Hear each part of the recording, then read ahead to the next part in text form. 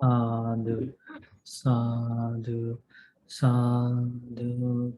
Namo tassa bhagavato arahato samma sambuddhassa. Namo tassa bhagavato arahato samma sambuddhassa. Namo tassa bhagavato arahato Samma Sambuddhassa. Homage to the Blessed One, the Worthy One, the Supremely Enlightened One. Sadhu, sadhu, sadhu.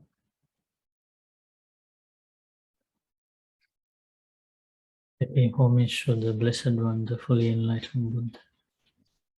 I pay homage to my teacher, Lukuswami Namaste. Sadhu.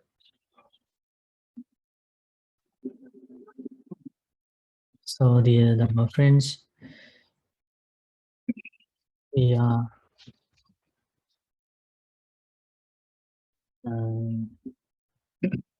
we were discussing about the 4 establishments of mindfulness last time from the Kundalini Sutta. Today we are going to, I think we discussed about the wisdom factors, right? From the Dhammanupassana. So we discussed about how the meditations, the techniques, meditation techniques, to see the true nature of the body leads to the 7 awakening factors. Also, the mindfulness of feelings leads to the 7 awakening factors. Mindfulness of the mind leads to the development of the 7 awakening factors. And also we were learning about the wisdom factors, how wisdom factors under the Dhammanupassana lead to the development of the 7 enlightened factors. So we learned under the Dhammanupassana, under the wisdom factors, we discussed about the 5 hindrances,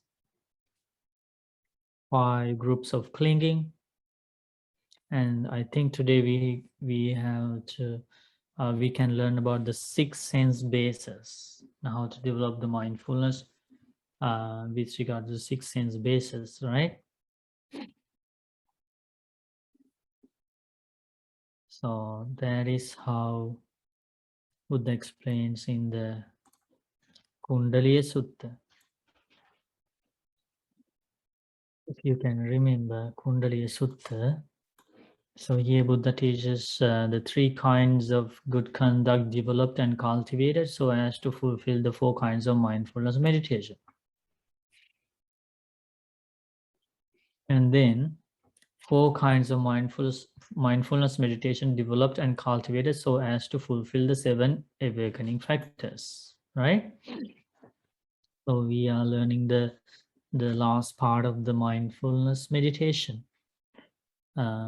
which is the factors on the 6 sense basis, and then we can learn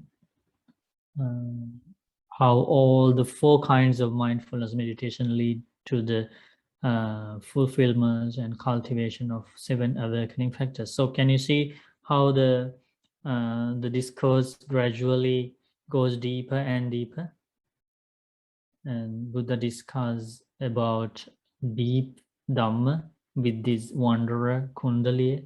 So he's listening to these teachings for the first time, but he was capable enough of understanding very deep things about life, insightful things. So Buddha knew that because Buddha had this special ability to read others' minds and scan all the spiritual faculties of the listener and the maturity of those faculties.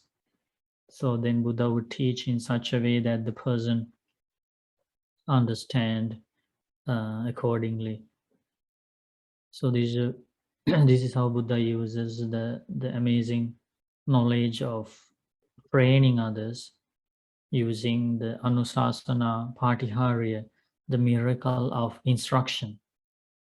You can see how Buddha discusses these teachings in different levels. Now gradually it goes deeper and deeper. So we can see the response of the wanderer Kundali, who was back then was not a disciple or follower of the Buddha, but we can see if he's going to gain a pleasant mind, confidence in the enlightenment of the Buddha, and if he decides to follow these teachings, the Noble Eightfold Path, we can see whether he was able to understand these deep teachings or not.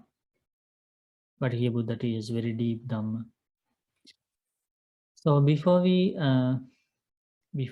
discuss about the next part of the Dhammanupassana, and also I asked Renga to share the Satipatthana Sutta, and so we can discuss about Dhammanupassana. Before that, I like to discuss another important part of the Sakkapanya Sutta from the Digha Nikaya, and I was reading the sutta lately, and there's a beautiful story in that Sakkapanya Sutta. And Rob, you have a question before that? Yeah, just I hope it's a quick question, but just about the meditation today, just the connection. I guess it consistently makes the connection between impermanence and not self. And I don't know, I kind of have some vague ideas. You mean the about connection, that. right? The connection between impermanence Okay, and so not this is self. the connection. This is the connection. Buddha explains that very clearly and in a very straightforward way. Buddha teaches yada niccang tan dukkhang. Whatever is impermanent is suffering. It's painful. If something is impermanent, not lasting forever in this world, that is definitely painful. For example, our body. Because it is subject to aging, subject to sickness, it always generates pain because it is impermanent. Anything is like if we have a car, if we have a house, so when it deteriorates, when it decays, the pain arises if the owner has attachment for that. So whatever is impermanent is suffering. Yadanichantan dukkha. And then Buddha teaches yan dukkhaṃ tadanatta. Whatever is suffering is non-self. That is the connection.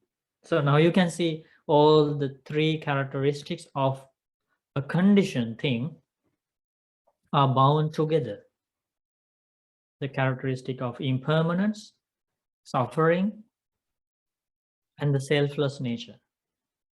They are the inherent features or qualities of any conditioned thing. We cannot separate them. Did you see that? Yadanichantan dukkhaṃ. If something is impermanent, it is definitely painful. Yan dukkhaṃ tadanatta. If something is painful, it is non-self. It's just that last part that I'm probably not seeing so well. If it's painful, it's not self. Yeah. If something is self, then there is no pain. Because let's take our body. If there is self in this body, which we can call myself, my body, I am, then Buddha teaches you can command. Let my body be thus. Let my body be not be thus. And then we have control over a conditioned thing. We have control over body. So then we will always have only happy feelings generating from the body, not painful feelings. Okay, So so the then, lack of control proves non-self. perfect. Yeah, that's the correct answer. Okay, thank you. Good. So now we go here to the Sakkapanya Sutta. So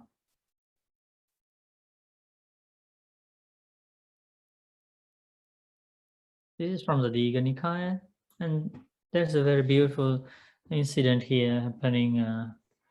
The god Sakka, the leader of the gods of the Chatu Maharajika heaven and the Taotinsa heaven, approaches the Buddha. So this is how it happens. I think we can learn so many important things here. So we go to the Sakkapanya Sutta for the paragraph, the approach of God Sakka. Who is going to read?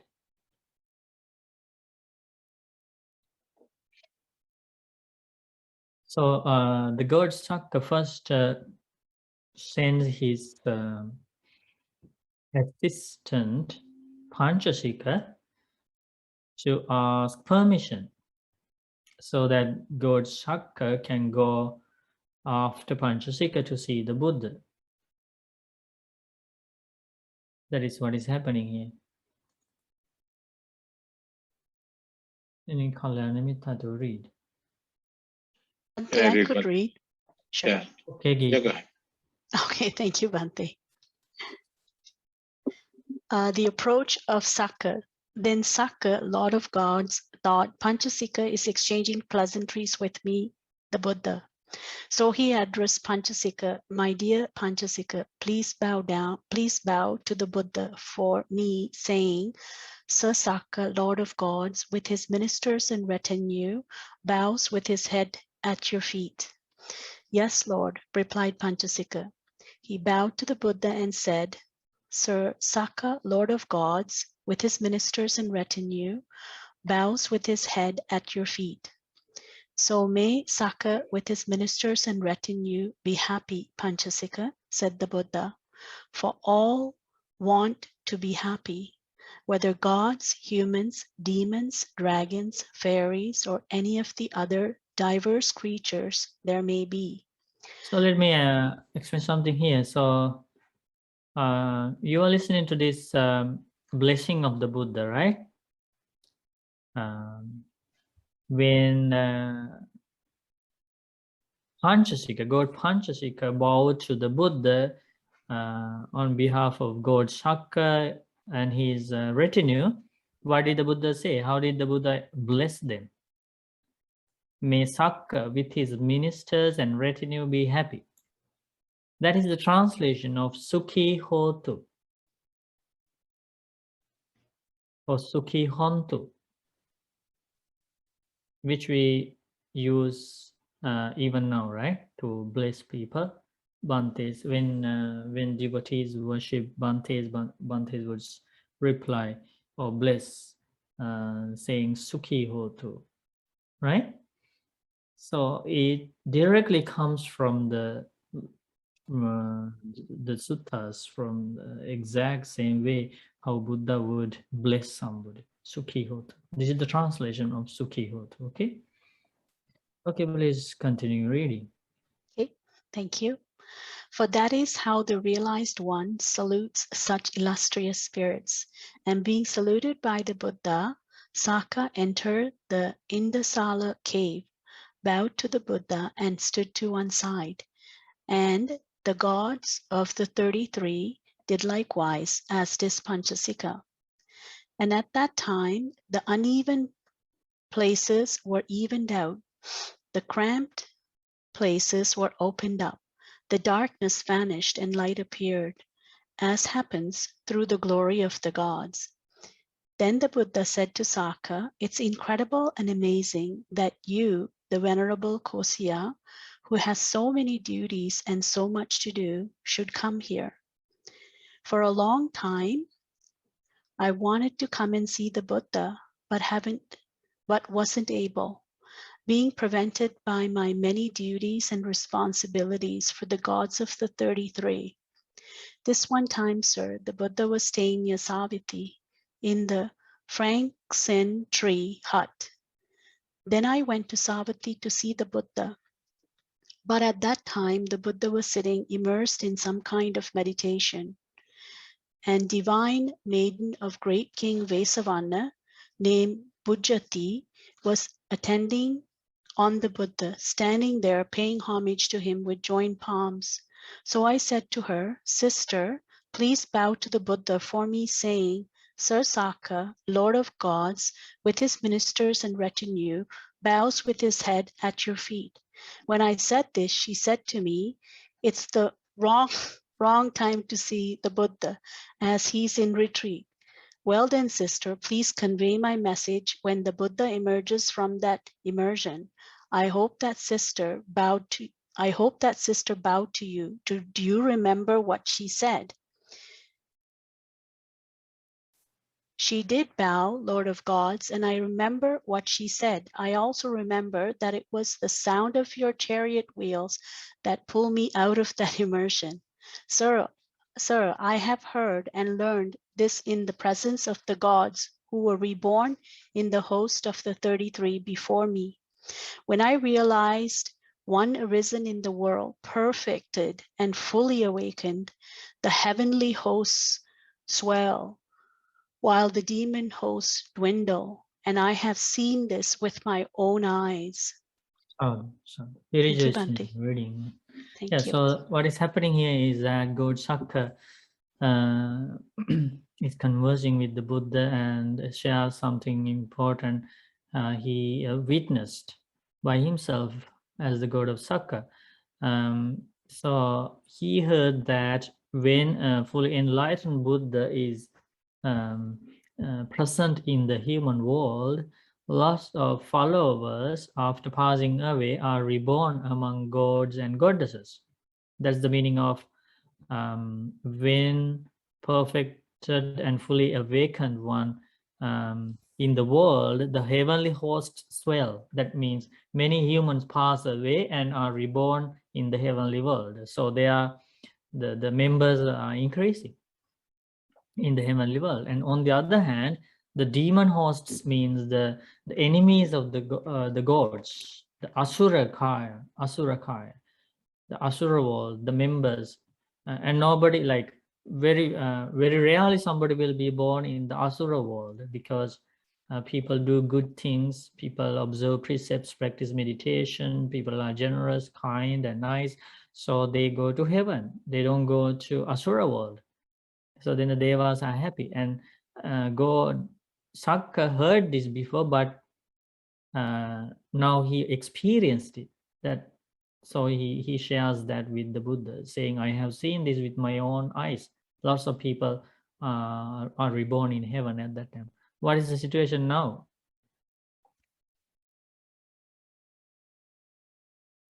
Is that the situation now? No, The Bhante. present world? What is the situation? Probably in the present world, people are going to the more hell realms or asura world. Yeah, asura world, and lots of demons, non-humans, right? So because very few people practice the teachings of the Buddha, very few people practice 5 precepts, kindness, compassion, and wisdom. It's because of that, and lots of people, do bad things. You can't even find, difficult to find people who even keep 5 precepts: no killing, no stealing, no sexual misconduct, no lying, no taking intoxicating drinks and drugs. So it's so rare even to keep the 5 precepts. So without keeping 5 precepts, at least for the basic principles, one cannot go beyond the miserable planes. So now you can see where the present world is heading. So then he wanted to share, the God Shaka wanted to share another story. He just experienced that with a newly born male god. So now the god Sakka is sitting in front of the Buddha. Thousands and thousands of gods are inside the Indasala cave, and the Indasala cave is naturally a very narrow, small cave, and you can still see that if you go to India, it exists, and people go to see that Indasala cave, and it's a very small one, but by the glory and power of the gods, the Indasala cave became huge, so that it could accommodate all the gods and goddesses, thousands and thousands of gods. So they were also sitting in front of the Buddha and listening to the words of the Buddha. So God Sakka here shares another story he experienced in heaven. Who is going to read that?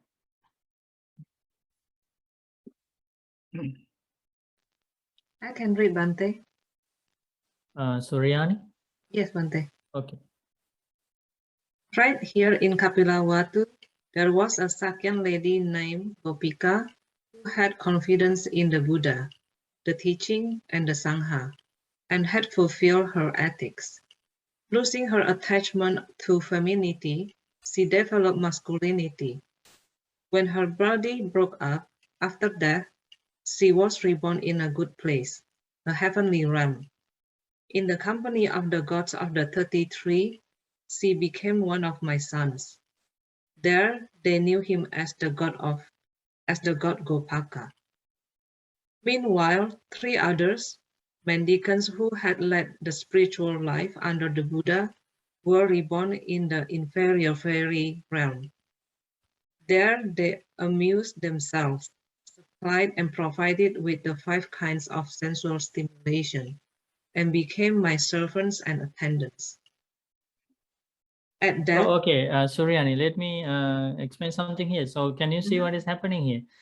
So this Gopika, a female lay follower of the Buddha, was in the Buddha's home country, Kapilavatthu, and she had confidence in the triple gem, observed precepts, and also she practiced a path to so that in next life she will get the male life.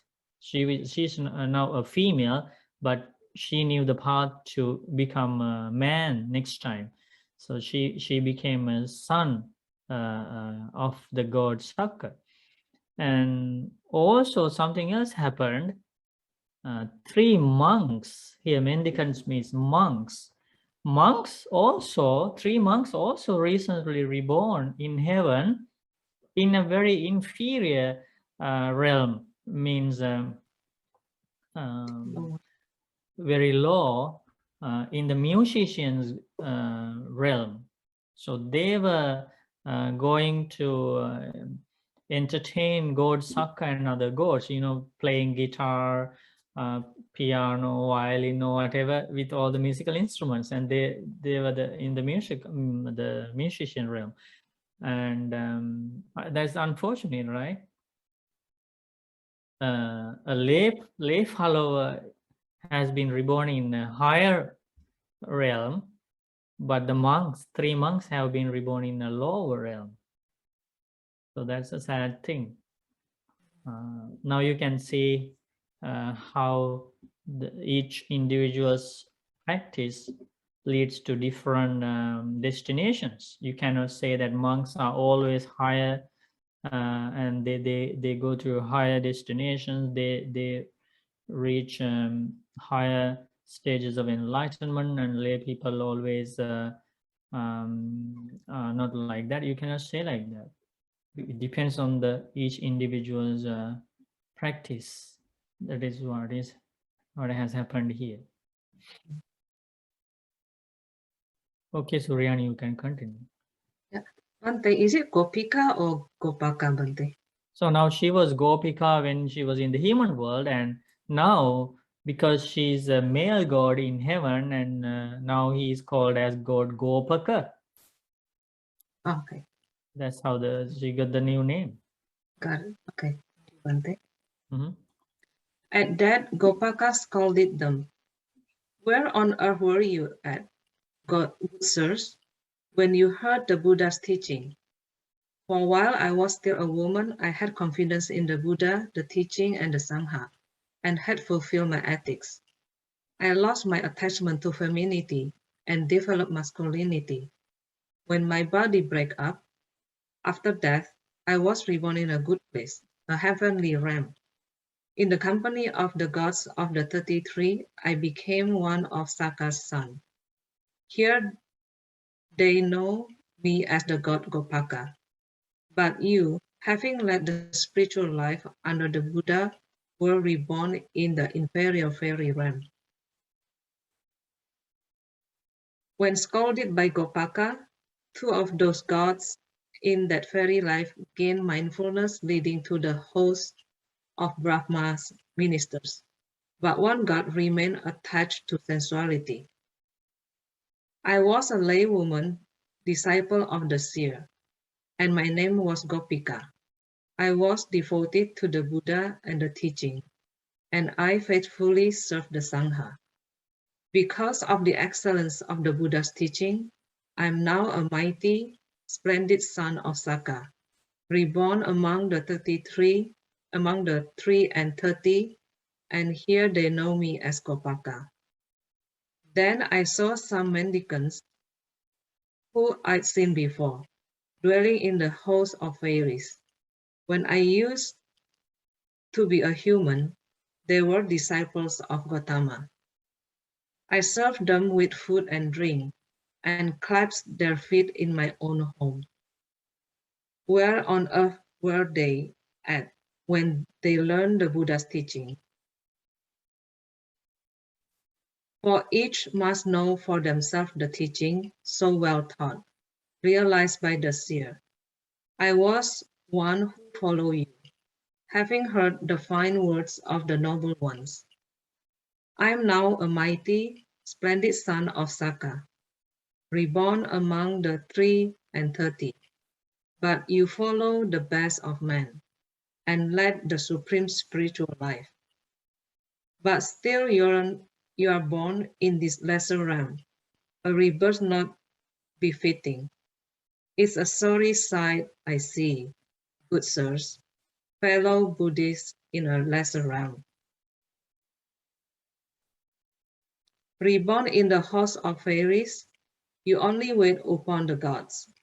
Meanwhile, I dwell in a house, but see my distinction now. Having been a woman, now I'm a male god, blessed with heavenly sensual pleasures. Scolded by that disciple of Gautama, when they understood Gopaka, they were struck with urgency. Let's strive, let's try hard. We won't serve others anymore. Two of them aroused energy, recalling the Buddha's instructions. Right away, they become dispassionate, seeing the drawbacks in sensual pleasures, the fetters and bonds of sensual pleasures, the ties of the wicked one so hard to break. They burst them like a bull elephant his robes, and pass right over the 33. The gods with Indra and Pajapati were all gathered in the hall of justice. As they sat there, they passed over them, the heroes desireless, practicing purity. Seeing them, Vasawa was struck with a sense of urgency. The master of gods in the midst of the group said, "These were So you born." see what is happening here. So the three monks, right? 3 monks were reborn in the lower heavenly realm, but one thing is that they didn't go to a bad destination, so they are lucky. They were at least born in the same heaven with God Saka, but it's a challenge for the people now even to go beyond hell, animal world, and ghost world. So they were safe already, but they were ashamed by the scolding of their own female lay follower, and she was the one who offered dana to those 3 monks in the human world. And now she recognized, oh, these were the Bantes. When I was in the human world, I used to go to the monastery with Dana, and I was offering Dana, and I was listening to the Dhamma from them. And now I am in a higher heavenly world, and they were in a very lower place. And actually, that God wanted to help those monks. 2 of them were very ashamed, and they were shocked to hear these words from the god Gopaka, and they suddenly started recollecting their immediate past life, and they realized, oh, we were monks, and now what are doing here with this, carrying these violin, guitar, and all these musical instruments, and we are going to entertain these gods and goddesses, and this is not suitable for us. So then, and they realized they were practicing the Dhamma, and that memory came to them. It was there, but because of this a sense of urgency, they started recollecting the teachings, and they meditated there. And now you can see how a god or goddess can progress with the path. If they practice earnestly there, strive hard, they can attain stages of enlightenment faster, and they can go to higher realms from that heavenly world. That is what happened here. They meditated quickly. They developed mindfulness. They practiced jhanas, and 2 of those gods were instantly passed away from this heaven and took rebirth in a higher Brahma world named Brahma Purohita world. So God Sakka, he saw what was happening, and he heard about everything, and he was shocked to see that how these newly born 2 gods strive hard and attain the distinction very fast, and leaving everybody behind in the lower heavenly world. These 2 gods were quickly reborn in a powerful Brahma world, in a very higher world, and he was shocked, and now he wanted to know how they did that, because before those 2 gods were my attendants, right? And now they surpassed me, and they went to a higher Brahma world, and how did they do that? So he wanted to know that was the reason. According to this sutta, he came to see the Buddha. The god Sakka came to see the Buddha, because eventually he learns that those 2 gods did that, achieved that with the help of the teachings of the Buddha. So the god Sakka was very humble, and he also wanted to learn the same teaching, which makes beings great and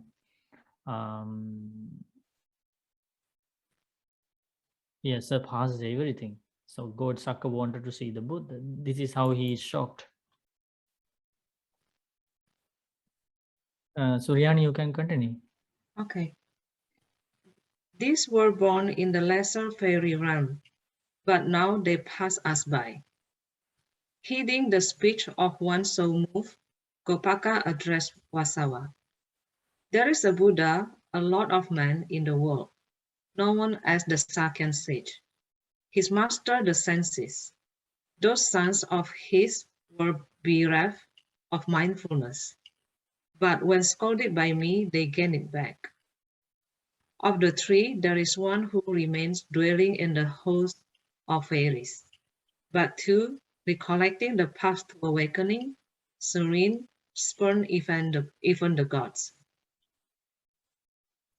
The teachings explained in such a way that not a single disciple doubts it. We venerate the Buddha, the victor Lord of Man, who has crossed the flood and cut off doubt. They attained to distinction fitting the extent to which they understood the teaching here. 2 of them mastered the distinction of the host of Brahma's ministers.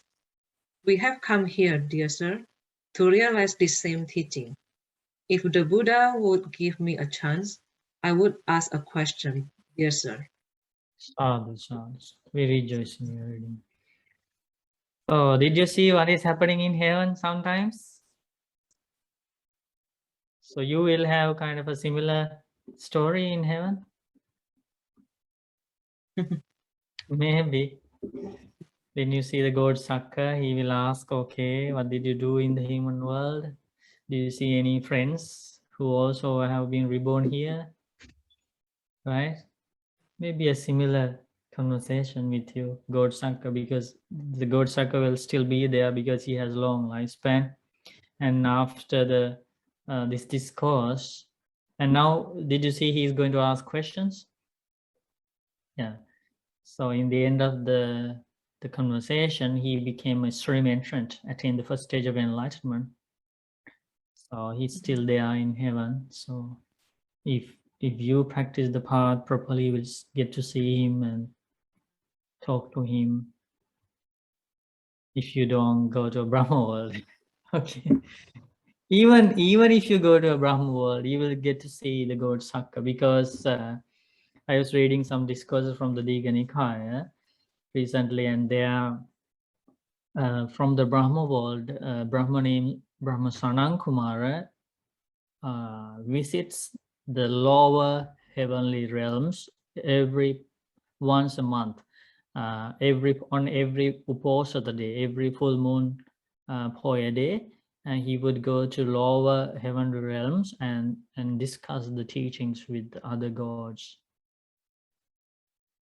And you can see how they discuss about the same Satipatthana, 4 foundations of mindfulness, about Iddhipada, about jhanas, about the Noble Eightfold Path. It's amazing. It's amazing how they discuss the same teachings. And yeah. So there's no difference if you go to heaven or Brahma world, you will again meet the Kalyana Mittas. They are the followers of the Buddha who saw the Buddha when the Buddha was alive. And they will describe how they saw the Buddha and how they associated with the Buddha. But it's a huge challenge for all of us to go to. That's the biggest challenge in our life. Not buying a house, not buying a vehicle, not finding a husband, not finding a wife. They are not the challenges in the life. The true challenge is to go beyond hell, animal world, and ghost world. The true challenge is to follow the Noble Eightfold Path, and after death to be reborn in a heavenly realm or a Brahma realm, and meet the Kalyana Mittas again, and follow the path until we are liberated from this cycle. That is the biggest challenge in life. It's not easy. So we were learning about the fortunate people. The Gopika became God Gopaka, and those 2 monks also went beyond the rebirth of the miserable plains and took rebirth in heaven. But unfortunately, the one monk was too attached to the divine pleasures. Did you see that? He didn't meditate. So it's a sad thing. But normally, yes, like if monks or lay people practice the path honestly and diligently, they go beyond all the bad worlds, human world, heavenly worlds. They probably are reborn in Brahma worlds if they meditate well when they are in the human world. And if they go beyond the sense desire for the worldly pleasures, they are basically reborn in the Brahma world. It's stages of enlightenment. That is what happened mostly with the disciples of the when the Buddha was alive. But now everything has changed, and it's very difficult to find the true path even among the monks and nuns. There are lots of distorted practices around the world, even with monks and nuns, so let alone lay people.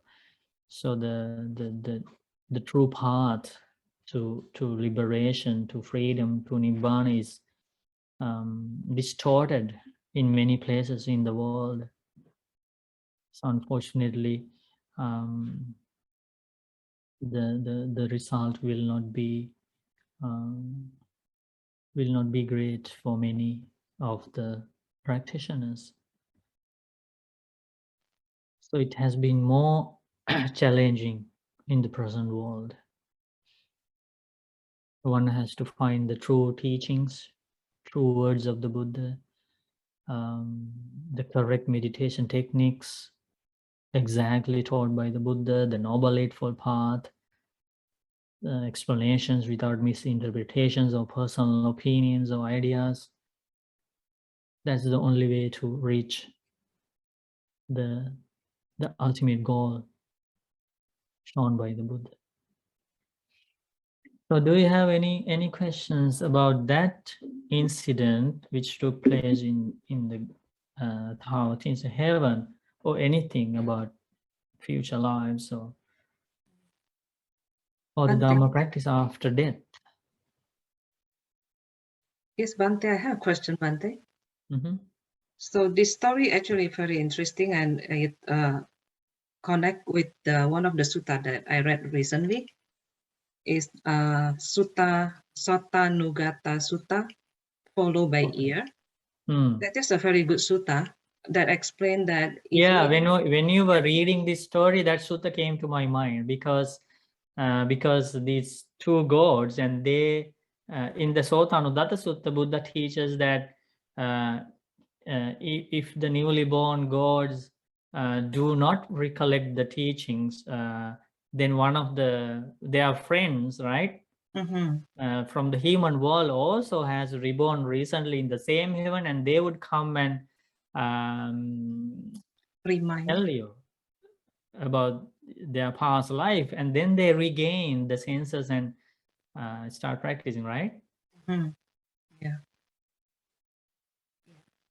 So there are three other in this sutta. If I summarize it correctly, there are four ways of learning the Dharma in the God's the heavenly world. The one is like what we just learned just now, and the other three is when the gods being reborn there and being happy, the passage of the Dharma, the teaching come to them, and naturally, and then they they reach this distinction quickly. And then the second is the passage of the teaching doesn't come to them, but then there's a monk with psychic powers teaches the Dhamma in heaven, and then in the heaven, and then they recall the teaching. And then the third is a God teaches the Dhamma to the assembly of gods. Yes, And like then I said, Brahma coming from a higher world, or another god who is well versed in the Dhamma would teach the Dhamma, right? So Bante, other than these four, is there any other way the God learned the Dharma in the heaven realms other than these four? Yeah, basically, but don't forget these four ways are for a God who, as a human, passed away with weak mindfulness, with muddle minded. Did you see that? Yes. Yeah, so he did not pass away with a sharp mindfulness. So these are the ways for such a person, even for such a person, right? If a follower of the Buddha was practicing the teachings honestly, and for some reason passed away without sharp mindfulness, maybe in his last days he was stuck in a hospital, with lots of medicine, or in the middle of lots of problems, he passed away, but still he is safe because he's reborn in heaven. And as a result of passing away with um, weak mindfulness, there is some delay for him to the continue the path, the practice, continue the practice, which is explained here in this sutta, right? Yeah. But that doesn't happen for all the disciples. Some of the disciples pass away with sharp mindfulness. So they attain stages of enlightenment before they pass away, or just before they passed away. So that is one thing. And also for them, I think no need for somebody else reminds the teaching, or tell them, remember you are practicing the Dhamma in the human world. There is no need for such a thing. They themselves start practicing the teaching as soon as they are reborn in heaven. So I think that's the case for in many incidents. Thank you, Bhante. Good. And as I said, like we gather for Dhamma discussions and Dhamma talks in the human world, in heaven they have frequent gatherings, assemblies with Kalyan Mittas. They discuss the Dhamma every Hoya day. They assemble into a huge Dhamma hall in heaven called Sudharma Dhamma hall, where they get to hear the teachings of the Buddha frequently. Higher gods, Brahmas would come and teach the Dhamma. You can read Janavasabha Sutta from the Digha Nikaya, also Mahagovinda Sutta and Sakkapanya Sutta. So you can learn a lot about what is happening in the heaven with the lives of the Buddha's followers. And it's important that you read those things, because if you plan to go there, right, you need to know what is going on there. But planning is not enough.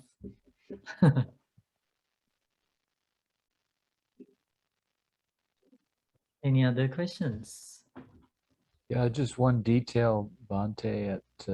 One line says, but two, recollecting the path to awakening, serene, spurn even the gods. Just that statement, spurn even the gods. Spurn means went beyond. I see. Yeah, went beyond those gods and took rebirth in a higher Brahma world. Okay, I see. Thank you. Good. So now we go back to the Mahasatipatthana Sutta.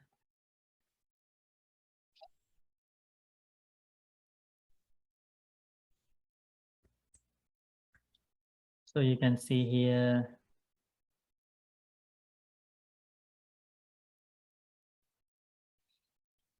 we discussed about observing the body. That is the first way of mindfulness meditation, and we discussed about all the meditation techniques under that, right? And then we discussed about the second way of mindfulness practice, that is observing the feelings. We discussed the third way of mindfulness meditation, which is observing the mind, Chittanupassana. We were discussing about observing principles or observing the wisdom factors, which is Dhammanupassana. Under that, we discussed about 5 hindrances. Because I am repeating these things because as learners or listeners, it is good to have, when we hear something, we need to have a clear picture. Okay, where is this thing that we are learning now? Where did Buddha teach that? In which area of the path these Dhamma things are expressed, right? Where are these? Like you hear 5 hindrances, and then if you don't have a clear map in the mind, right, and you will wonder, okay, where is 5 hindrances? What is the connection to the Noble Eightfold Path, right? Do you know what I mean? So you need to have a clear map. Okay, if we learn about 5 hindrances, okay, here Buddha taught about 5 hindrances under the Dhammanupassana. So which is about right mindfulness. And then we talked about the 5 groups of clinging, Khanda, Panchupadana, Khanda.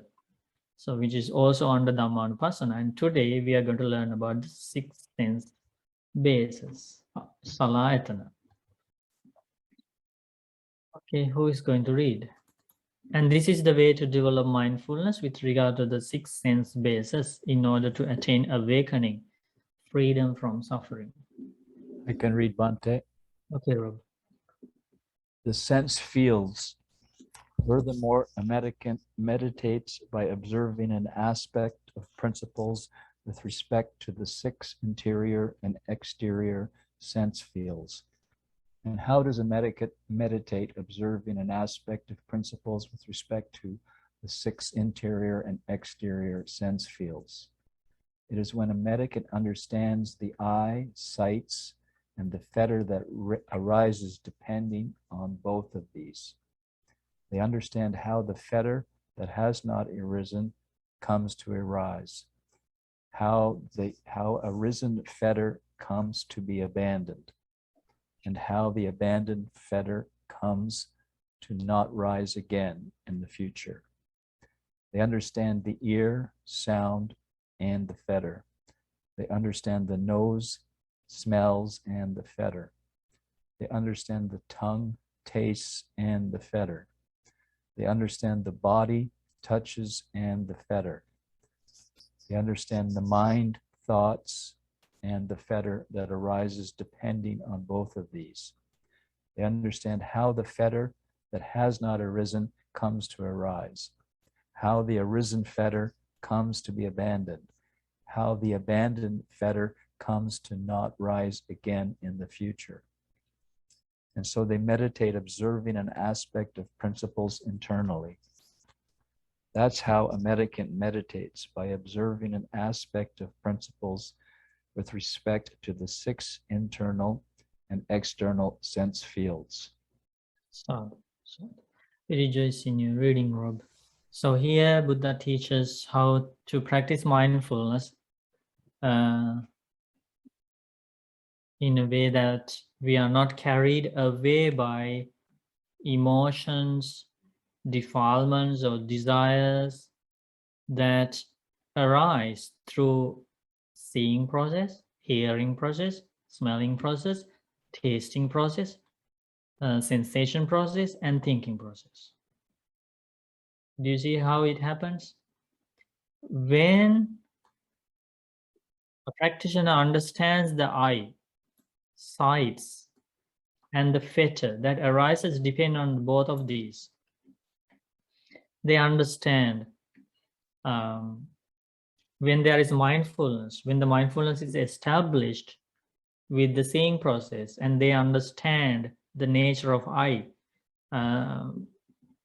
If you remember the meditation we did in the beginning of this program, and you understand the true nature of I, this I is conditioned by impermanent causes, and then sights means visual objects. So when the person, the practitioner, has that initial knowledge, and that helps when that person sees something, with that knowledge, he can understand a fetter has arisen through this seeing process. Fetter means some feeling connected with defilements, either desire, lust, greed, aversion, hatred, dejection, these kind of feelings. So if we are mindful, we will understand, okay, now an unwholesome thing has arisen. I am seeing something and a fetter has arisen. And if the practitioner is aware of that, he is mindful. It is said that he is mindful. And he understands how the fetter that has not arisen comes to arise. Right? It was not there before, but now because of this unwise attention, a fetter has arisen in me. An unwholesome quality has arisen in me. And if you can understand, if you can see that, rather than chasing after that defilement, if you can be aware of the presence of that, you are on the path. That is your mindfulness. And now what happens is, because you have understood it, now you know how to get rid of it, get rid of that defilement, and you know the root cause behind that defilement, behind that anger, after seeing something, behind the lust after seeing something, behind the greediness after seeing something. Now you can work on it. And that is what is meant here. How the practitioner understands how the recent fetter comes to be abandoned. So you have worked on it. You have used the Dhamma against that. Right? And let's say you saw somebody, some enemy, and then a fetter has arisen. That means anger, hatred has arisen, and you are aware of it. You are mindful of it. And as soon as you are mindful of it, you know that this is bad. This is a new fetter that has arisen in me, which was not before there in my mind. And now I have to do the loving kindness meditation. I have to focus metta. I have to radiate metta towards that person. And then at the same time, you understand the fetter comes to be abandoned. It has gone now. I don't have anger now. See how it is happening? So this is the same mechanism that works for all the other 6 sense bases and all the also the hearing, smelling, tasting, touching, and thinking process. So if the practitioner is mindful of this, what is happening in each of these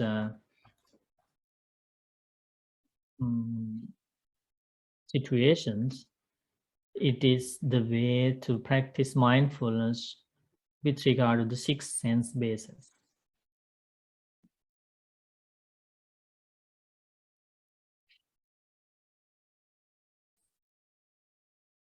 I will explain you one example how this mindfulness practice is explained with some details. If somebody can share the Malung Ke Putta Sutta.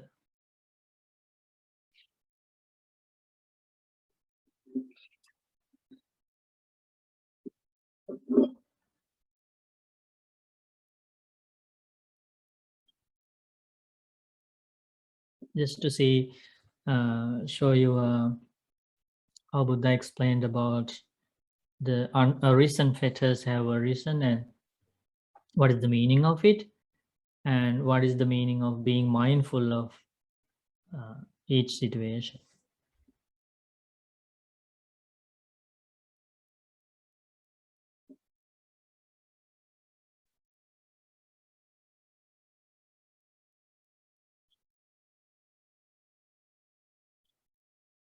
Malung Ke Putta Sutta from Samyutta Nikaya.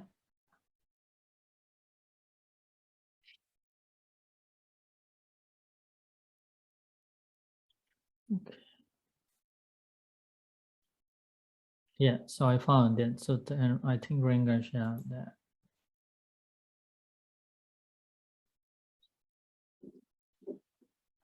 Okay, this is how the lack of mindfulness works. Just a quick question, Bhante, on the reading. This one part, it says the aspects of principles. I guess I'm missing something there. Principles, what is meant by? Yeah, that's the translation for the wisdom factors. Okay. So as they meditate, observing an aspect of principles internally, right? That is the principles means wisdom factors. That is how it is translated. Okay, thank you. It is the name of the topic. So it's, the name of the topic is or again is repeated here. Okay. Yeah. Yeah. And meditate observing an aspect of wisdom factors. Thank you, Bhante. Like that. So here, can somebody read how the lack of mindfulness, what's the meaning of lack of mindfulness here? Mm-hmm. When you see a sight, mindfulness is lost, as attention lapses on a pleasant future. Experiencing it with a mind full of desire, you keep clinging to it. Many feelings grow, arising from sights. The mind is damaged by covetousness and cruelty. Keeping up suffering like this you are said to be far from extinguishment. Good. When you Yeah, so this is how the lack of mindfulness damages our wisdom, our path, right? When you see a sight without mindfulness, we focus on the pleasant features of the object we saw. We don't see the drawbacks. We don't see the impermanence of that object. We don't see the ugly side of that picture. We don't see the suffering side of that picture. We are just attached to that, and the mind is filled with desires like greediness, lust, passion, lots of desires, and you keep clinging to it. That is what is happening. Many feelings grow arising from the sights, and we think about that over and over again, and many different feelings trouble our mind, right? The mind is damaged. Mind is not safe by different feelings, greediness, aversion, or whatever, heaping up suffering, and we suffer because of that lack of mindfulness, and because of all the defilements now have arisen in our mind now. Before we were peaceful, but now something else is going inside the mind because we saw something without mindfulness, without establishing mindfulness. We only the result is that if we are not mindful when we see something, only the features of pleasantness will enter the mind. So that's how they damage the mind. And suffering is heaped up. We are suffering because of that. We are restless. The mind is restless, and we are far away from nibbana, from freedom of suffering. And that's how the lack of mindfulness brings us suffering. And now we are going to learn about how established mindfulness helps us, and how we get closer to nibbana. Here,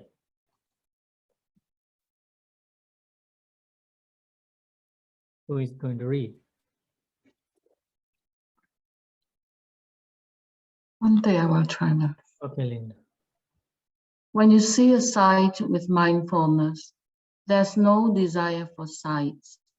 Experiencing it with a mind free of desire, you don't keep clinging to it. Even as you see a sight and get familiar with how it feels, you wear away, you don't heat up. That's how you live mindfully, eroding suffering like this. You're said to be in the presence of extinguishment. Sadhu. We rejoice in your reading. So that's how somebody gets closer to nibbana, end of suffering. You see something, hear something, smell something, taste something, touch something, or think something with mindfulness. That is the key word here, with mindfulness. When you see something with mindfulness, what happens is no desires, no defilements are heaped up. And you experience it with the mind free of defilements. You don't keep clinging to it. You are detached from what you saw, what you heard, what you smelled, what you tasted, what you touched, what you thought. You are detached from it. There's no bridge between the internal sense faculty and the external object. There is no bridge. We are creating the bridge if we give rise to defilements. Otherwise, the external objects are always they remain the same way they are. They are impermanent, subject to change. They fall apart, they decay, they die, they perish. They follow their own way.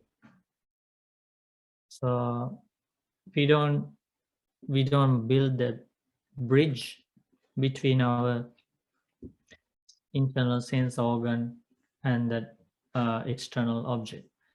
And what happens, even as you see a sight, you get familiar with how it feels, and the feelings that arise through that seeing process. You use your insight, vipassana knowledge, to investigate those feelings. That's how you associate those feelings. You're not carried away by those feelings. you investigate the true nature, the impermanence, suffering and non-self of all those feelings. Remember how we did the meditation? We did that thing, the thinking that all the feelings born of ear contact, nose contact, and so on, all the feelings are conditioned, they are subject to change, and that's how you associate the feelings. And as a result, you wear away, you don't heap up defilements. That's how to live mindfully. If you can do that, you are living mindfully. Eroding suffering like this, abandoning suffering, giving up suffering, you are said to be in the presence of Nibbana. Isn't that beautiful? Nibbana is not far away. It's right here. When we see something, Nibbana is there. But there is a thick curtain in front of our eyes, so we don't see the Nibbana right there. Something else is happening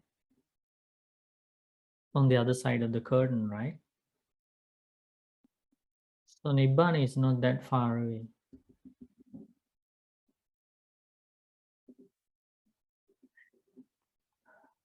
Okay, so that's about the 6 sense bases. Does anybody have questions?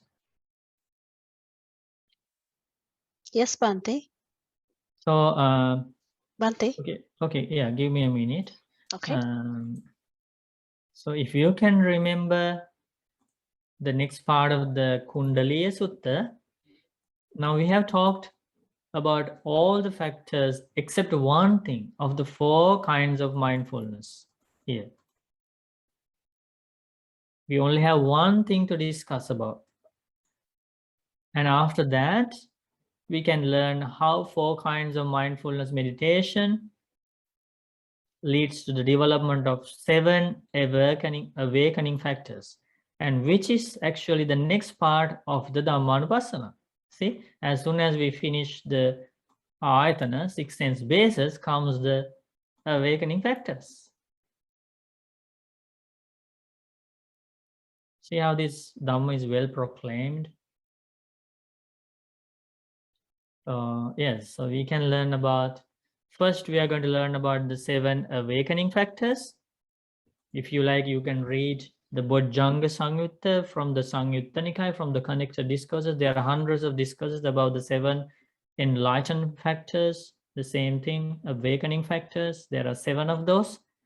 First, when we learn those 7 factors, then we can go back to this Dhammanupassana and learn about establishing mindfulness with regard to the 7 awakening factors.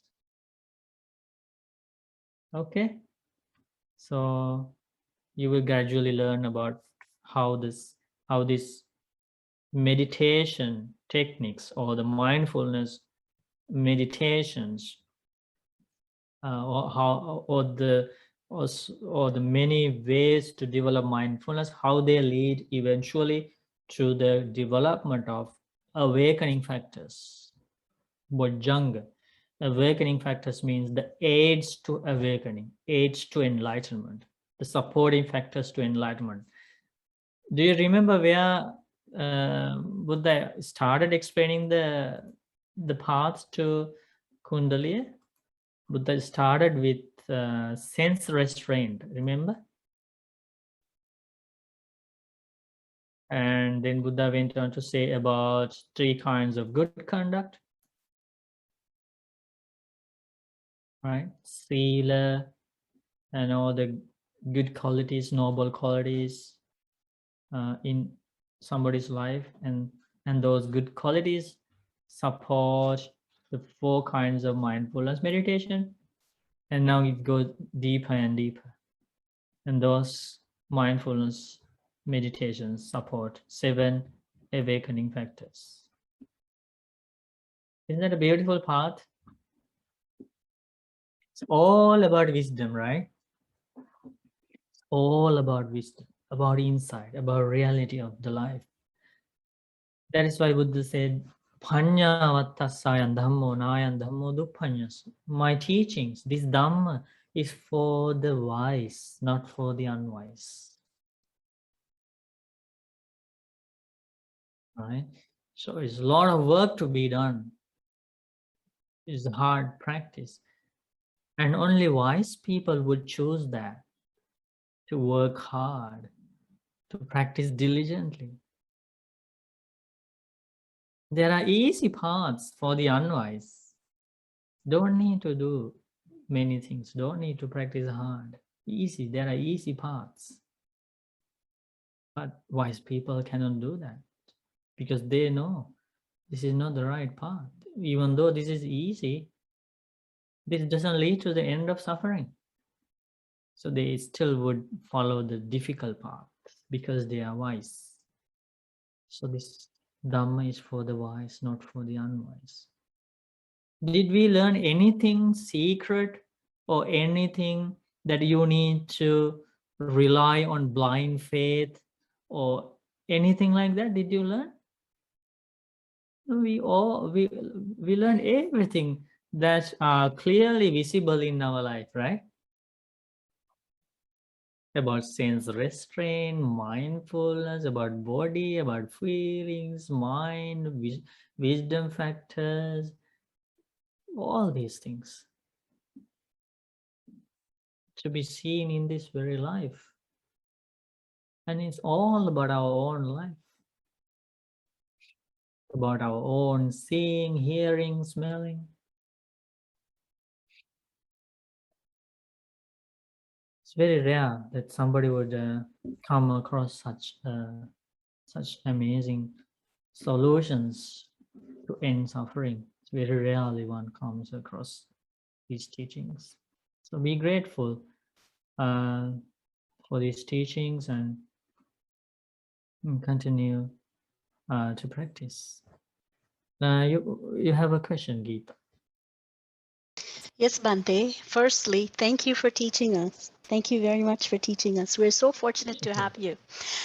And my question is, Bante, you know, in our daily life, right, especially being lay devotees, say we meditate, 1 or 2 hours a day at most, it's very difficult to catch our thought process because it happens extremely quickly. So if we can meditate on one nibbida and two single pointed concentration, because when we're in meditation, we're completely bringing our thought process to a standstill, like starting from a monkey mind, going all the way through the spectrum to single pointedness and stillness of mind. By developing and establishing this will help us when we come out of meditation to see these chittas arising in our mind states. And when that contact meets the feeling where we want to break the link, right, with the wisdom, that'll help, right? That was my question. The meditation will work hand in hand with when we are actually experiencing these six sense faculties in our lives, in our daily lives. Yeah, you're right. Like if we are confused with our day-to-day activities and then at some time we try to meditate, then of course we are not going to succeed in our meditation because our mindfulness was not well established when we were not meditating. And that's why Buddha explained Yes. that 4 foundations of mindfulness is to be always in our life. It's not only a thing that should be practiced during meditation. Yes, like every About our living, whole. yes, every moment that we're alive.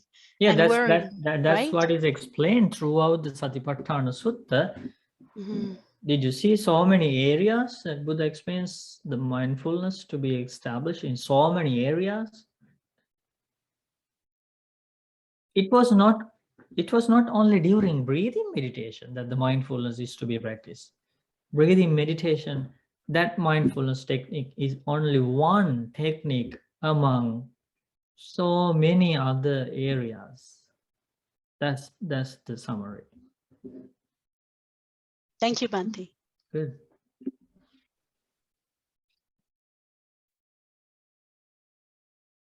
Any other questions? Hi, sorry. I hope I'm not interrupting. I'm new to Buddhism and I'm learning a lot. I'm reading the Dhammapada right now. Okay, Nazar. Yeah, I was just wondering. I just noticed the website is called Sutta Central. Is that where I go to find the documents? Yeah, you can go to suttacentral.net, and also we have another website we use for these Dhamma classes. That's suttafriends.org. Okay. Yeah, you can go to those both websites to read, and I can show you how to find suttas actually. Let's go from the beginning here. So you go Google. Okay. And you type Sutta Central. So here, suttacentral.net, and you see the website, okay? Okay. And let's say you would like to read more about mindfulness. And here on the search box, you type mindfulness. And you see the discourses, original discourses of the Buddha about mindfulness. I see. Yeah. Thank you, Bhante. Good. So,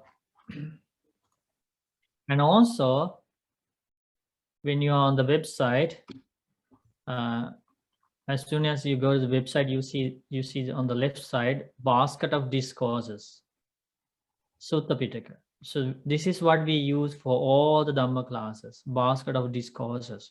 These are the original discourses preached by the Buddha when the Buddha was alive, and they were still preserved and translated into different languages. So we go here, we click on that, and then you see here collections of long discourses, collections of middle discourses, collection of linked discourses, collection of numbers discourses, collection of minor discourses, and other discourses. So these are the main collections under those discourses. So if we go to long discourses, I used one discourse from these to learn about to discuss about the God Sakka's story. Do you remember the God Sakka's story? God No, Sakka and Gopaka, God Gopaka. We learned about it. So this is how we find that. So we go to collections of long discourses, and we click long discourses collection. We click here, and these are the different sections of that. And I go to great chapter, and I scroll down until I found that sutta. So that is here. See, Sakka's questions. I see. Sakkapanya Sutta, and you click here. One of the translators' name, Bhikkhu Sujato. You click there, and you get the entire sutta to read. Perfect. Thank you. Appreciate it. No problem.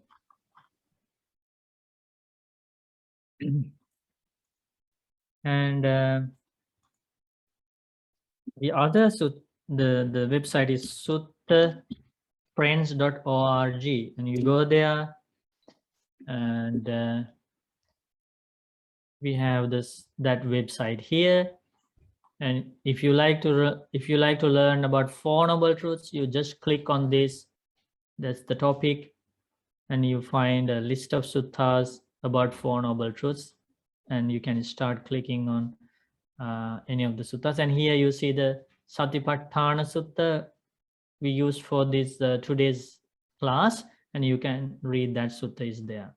And also you can go from these three dots on the right side top.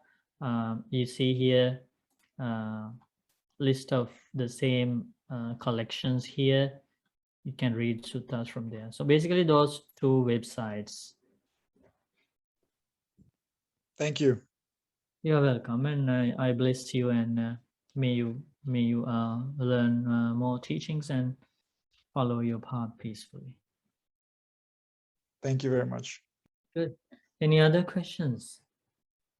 Swaminathan sir. Swaminathan sir. Question on Bojjhanga and Bodhipakshika Dharma. So Yeah, same thing. Swaminathan sir, that the both Bojjhanga we say is 7 seven Yeah. enlightenment Bodhipakshika means 37. Yes, Swami Answer. Yeah, Both that are includes translated. all the Dhamma topics, like 4 establishments of mindfulness, 4 types of right striving, 4 bases for psychic powers, Pancha Indriya, Pancha Bala, Sapta Bojjhanga. So you see Sapta Bojjhanga, 7 enlightenment factors are included in those 37 aids to enlightenment. Yes. Swami Answer, that 37, what is that? The Bodhipakshika is translated as 37 enlightenment factors. 37 How do you? Enlightenment factors. So in either way, in English we call enlightenment factors. Yeah, The different. Bojjhanga and the Bodhipakshika both gets translated as enlightenment factors. Is that right? Yeah, in some places, but there are different translations. Aids to enlightenment, supporting factors for enlightenment, like that. Oh, okay, Swami Answer. Thank you, Swami Answer. Good. Anything else you would like to ask?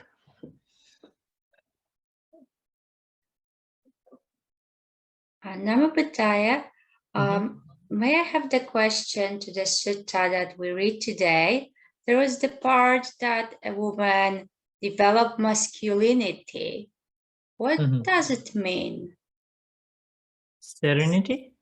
Masculinity, that her losing her attachment to femininity. Yeah. Okay, yeah. So the Gopika's story. Okay, so she knew how to become a man next life. Man in the human world, or a male god in heaven.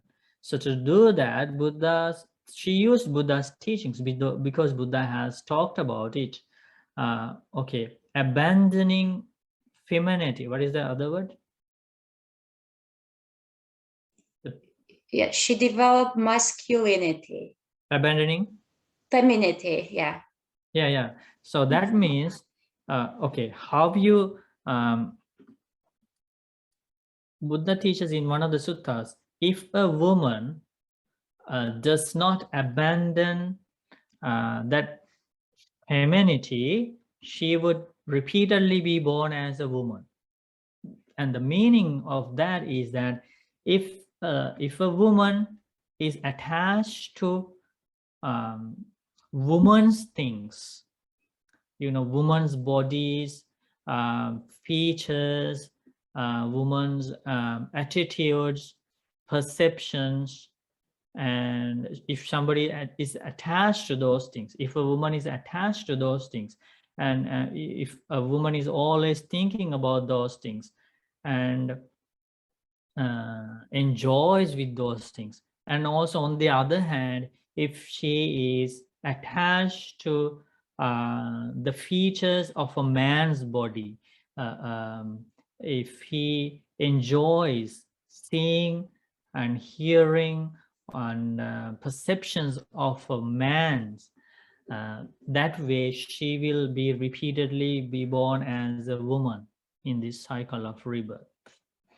And how she managed to go beyond that was that she let go of attachment to all those features, perceptions, signs of a woman. She was not attached to those features of a woman, features of the body of a woman, the ornaments, the perceptions, all those things.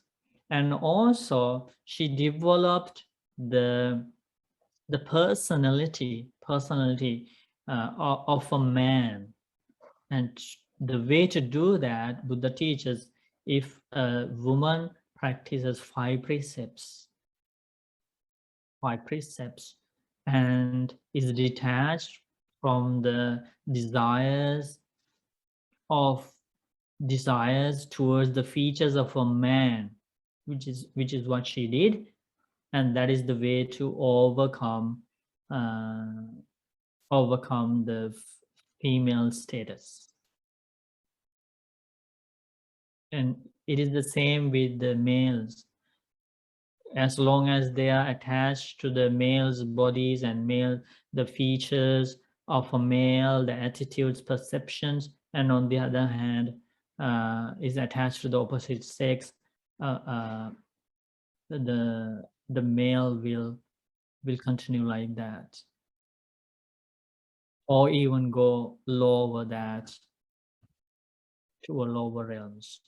But she managed to basically, because she had confidence in the triple gem, observed precepts, and knew about the danger of attachment, and knew the deep Dhamma. That's how she practiced detachment, and as a result, she went beyond the female status and became a male god. Does that give you some information? Yes, Bante, Bohamakin. Good.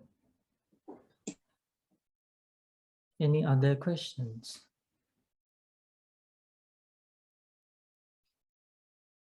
So anybody likes to be men in next life?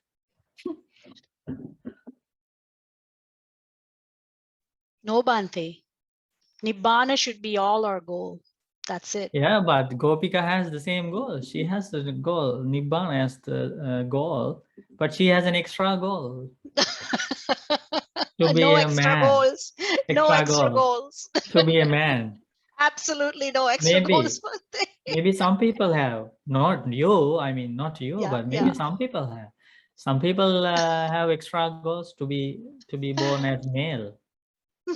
Now you know the good news is that it is possible, right? Mhm.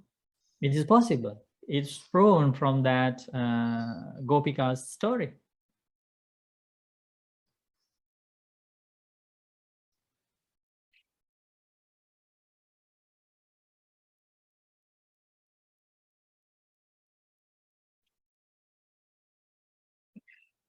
To learn more about how to overcome the male or female status, or why somebody is repeatedly having that status, you can read Sangyoga Visangyoga Sutta.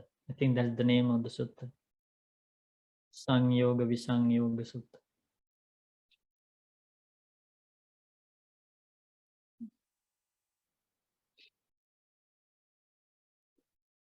And the other thing is that everything is conditioned again, right? The one is not a male every time in this samsara, one is not a female every time in this samsara. It changes because it's a conditioned thing too. But who changes that? Is there a creator God who creates has to be male or female? No, it's done by one's own actions, attitude, perceptions, wisdom, and all these actions.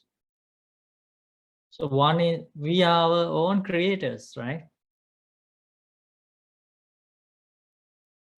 Actions of our past lives have created us, created this life. And our actions in this life and past lives are going to create our future life as to man or woman, as a human or as an animal, right? අවසරයි ස්වාමීන් වහන්සේ. Mm-hmm. අවසරයි ස්වාමීන් වහන්සේ. ස්වාමීන් වහන්සේ, so උපාදාන පක්ෂ බව, like what you at the time that it's the time that you at the last very minute what you cling will decide. Yeah. What is going to happen next, right? Not the last moment. It's, I mean, like it's your karma, right? It's the karma which will also give rise to the last minute. Yeah, the karma will give rise to rebirth. Karma will give rise to rebirth. Karma is the karma will. Yeah. You don't If somebody is not at least a stream entrant or attain the first stage of enlightenment, one doesn't know which karma is going to appear to give the next life. Yes, Because that's only the danger. the followers beyond stream entrant stage know for sure they are not going to be reborn in a plane of misery. They are going to be in a safe rebirth after death. All the stream entrants know that. All the Yes. once returners know that. All the non-returners know that. Yes. Of course, arahants are not going to be reborn, so they know about it. Mhm. Apart from those disciples,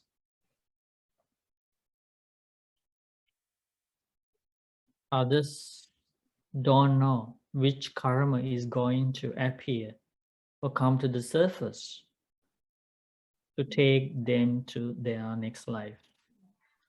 Because there is a mixture of karma in any individual's life. Good karma, bad karma. That is, so now you can see the only solution is at least to be a stream entrant, Stage. to come to the first stage of enlightenment in this very life, at least. That's a huge Yeah. goal. Well, right? Yes, Swaminathan, very true, because Yeah. you never know otherwise. But Otherwise you don't know. Otherwise you don't know, because it's a mixture of complicated karma that we are carrying. Mixture of complicated karma. We have done good things in our past lives. We have done bad things in our past lives. There is nobody to control those things, take decisions. It's a natural law.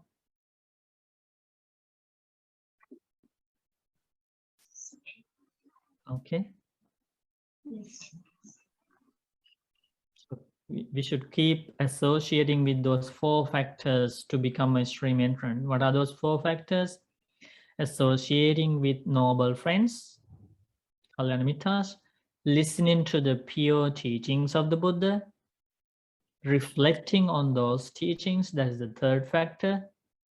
And the 4th one is following the Noble Eightfold Path. Those are the 4 factors leading to the first stage of enlightenment.